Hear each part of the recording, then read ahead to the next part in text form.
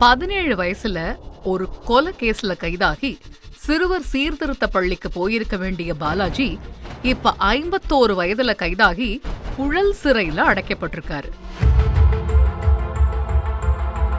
34 வருஷம் இந்த மனுஷன் குற்ற உணர்வோட தான் ஒவ்வொரு நாளும் வாழ்ந்திருக்காரு. இவரோட வாழ்க்கையில அப்படி என்னதான் நடந்துச்சு? போலீஸ் கிட்ட இருந்து தப்பிச்சது எப்படி? இத்தனை வருஷத்துக்கு அப்புறம் ஒரு கொலையாளிய கைது பண்ண முடியுமா போன்ற சந்தேக கேள்விகளுக்கு விடை காண கொலை நடந்த 1991 வருஷத்துக்கு டைம் டிராவல் பண்ணி அந்த காலகட்டத்தில் வெளியான செய்தித்தாள்களை புரட்டினோம்.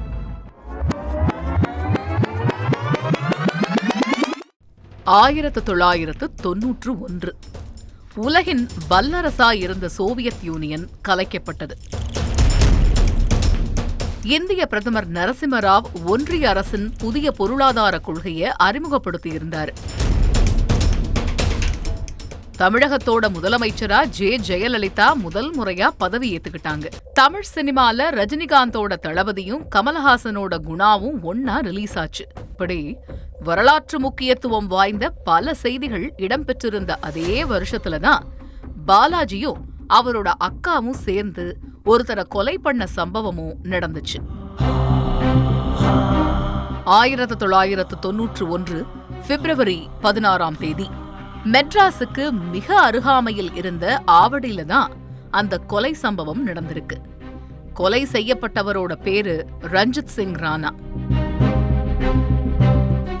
ஒன்றிய அரசுக்கு சொந்தமான HVF நிறுவனத்துல பணியாற்றி இருக்கார். அவரோட வயசு 51.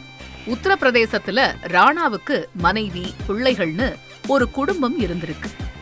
வேலை நிமித்தமா தமிழகத்துக்கு வந்த ராணாவுக்கு மதுமதி அப்படிங்கிற தமிழ் பெண்ணோட பழக்கம் ஏற்பட்டிருக்கு. அவரோட தம்பிதான் இந்த பாலாஜி. 1991 மதுமதியோட வயசு 27, பாலாஜிக்கு வெறும் 17. தன்னோட மகள் வயசு உள்ள பெண்ண காதலிச்சு 2வதா திருமணம் செஞ்சிருக்காரு ராணா. 2 பேரும் ஆவடியில சந்தோஷமா வாழ்க்கைய தொடங்கி இருக்காங்க. ஆனா மதுபோதைக்கு அடிமையான ராணா தினமும் குடிச்சிட்டு மதுமதிய சித்திரவதை பண்றத வழக்கமா வச்சிருந்திருக்காரு. அப்படிதான் சம்பவம் நடந்த பிப்ரவரி 16 மதுமதிக்கும் ராணாவுக்கும் கடுமையான சண்டை நடந்திருக்கு. ஆனா அன்னைக்கு மதுமதி தினமும் அனுபவிச்சுட்டு வர்ற அந்த சித்திரவதைக்கு ஒரு முடிவு கட்ட நினைச்சிருக்காங்க. தன்னோட தம்பி பாலாஜி கிட்ட அவங்களோட கஷ்டத்தை சொல்லி அழுததும் கொலை வெறியில் இருந்த பாலாஜி ராணா சிங்க போட்டு பொளந்திருக்காரு. அக்காவும் தம்பியும் சேர்ந்து அடிச்ச அடியில ராணாவால எழுந்திருக்கவே முடியல. இதுக்கு மேல இந்த போதை மிருகத்தை சும்மா விடக்கூடாதுன்னு நினைச்ச பாலாஜி மாமனோட தலையில கல்ல போட்டு மிக கொடூரமா கொலை செஞ்சுட்டு எஸ்கேப் ஆகியிருக்காரு. அன்னைக்கு இந்த கேஸ்ல மதுமதியை கைது பண்ண போலீஸ் தலைமறைவான பாலாஜிய வலை வீசி தேட ஆரம்பிச்சிருக்காங்க.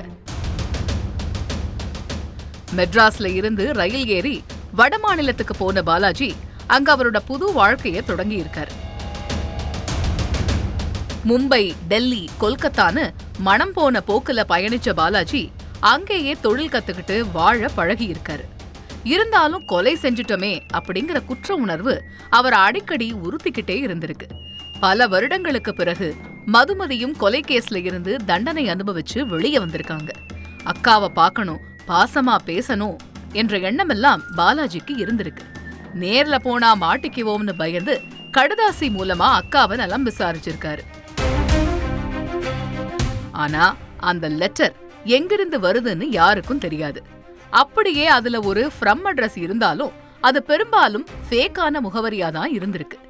கிட்டத்தட்ட 30 வருஷத்துக்கு மேலாகியும் இந்த கேஸ்ல அக்யூஸ்ட அரெஸ்ட் பண்ணாம இருந்தது டிபார்ட்மெண்ட்டுக்கே ஒரு கரும்புள்ளியா மாறி இருக்கு. அதன் காரணமா பாலாஜியோட வழக்கம் முடிக்கணும்னு ஆவடி காவல் ஆணையர் சங்கர் உத்தரவிட்டிருக்காரு. இதனையடுத்து டிஎஸ்பி கனகராஜ், இன்ஸ்பெக்டர் தனம்மாள் தலைமையில ஸ்பெஷல் டீம் கிரியேட் பண்ணி இருக்காங்க. அப்ப அவங்க கிட்ட இருந்த ஒரே க்ளூ கொலையாளியோட பேரு பாலாஜி அப்படிங்கிறது மட்டும்தான். இந்த ஒரே ஒரு பெயரை வச்சுட்டு சவாலான இந்த இன்வெஸ்டிகேஷன் தொடங்கி இருக்கு. பாலாஜியோட பிறந்த தேதியை வச்சு அவரோட பர்த் சர்டிபிகேட்டை கண்டுபிடிச்ச போலீஸ் அவரோட சொந்த ஊரான திருச்சிக்கு போயிருக்காங்க. பாலாஜியோட உறவினர்கள்ல 50 வயசுக்கு மேலான நபர்கள் அத்தனை பேரும் போலீஸோட கண்காணிப்புக்குள்ள கொண்டு வரப்பட்டிருக்காங்க. அதுல சில நபர்களுக்கு பாலாஜி என்ற பேர்ல இருந்து போன் கால் வந்திருக்கிறது உறுதியாகி இருக்கு. அவங்கள பிடிச்சு யார் அந்த பாலாஜின்னு விசாரிச்சப்பதான் 34 வருஷமா போலீஸ் தேடி வரக்கூடிய கொலையாளி விருதுநகர் மாவட்டத்துல சொந்தமா வீடு கட்டி மனைவியோட குடும்பமா வாழ்ந்துட்டு வர்றது தெரிய வந்திருக்கு. உடனே தனிப்படை போலீசார் விருதுநகருக்கு விரைஞ்சிருக்காங்க. இத்தனை வருஷத்துக்கு பிறகு போலீஸ் தன்னை தேடி வந்ததால பாலாஜியும் மறுத்து பேசாம செஞ்ச குற்றத்தை ஒத்துக்கிட்டு சரணடைஞ்சிருக்காரு. கண்டுபிடிக்கவே முடியாதுன்னு நினைச்ச கொலையாளிய ஸ்பெஷல் டீம் அரெஸ்ட் பண்ணி இருக்கிறதால காவல் ஆணையர் சங்கர் தனிப்பிரிவு போலீசார வெகுவா பாராட்டி இருக்காரு. கைது செய்யப்பட்ட பாலாஜிய அம்பத்தூர் நீதிமன்றத்தில் ஆஜர்படுத்தி புழல் சிறையில அடைச்சிருக்காங்க. 34 வருஷம் குற்ற உணர்வோடையே வாழ்ந்த மனுஷனுக்கு இந்த தண்டனையும் புழல் சிறைவாசமும் ஒருவேளை ஆறுதலை கொடுக்கலாம். ராணா சிங் மர்டர் கேஸ்ல இருந்து அக்கா மதுமதி விடுதலையான மாதிரியே பாலாஜியும் ஒரு நாள் விடுதலையாகி சுதந்திரமா வாழ ஆரம்பிப்பார்னு போலீஸும் அவரோட ஃபேமிலிக்கு ஹோப் கொடுத்திருக்காங்க. செய்திகளை உடனுக்குடன் தெரிந்து கொள்ள உடனே சப்ஸ்கிரைப் பண்ணுங்க.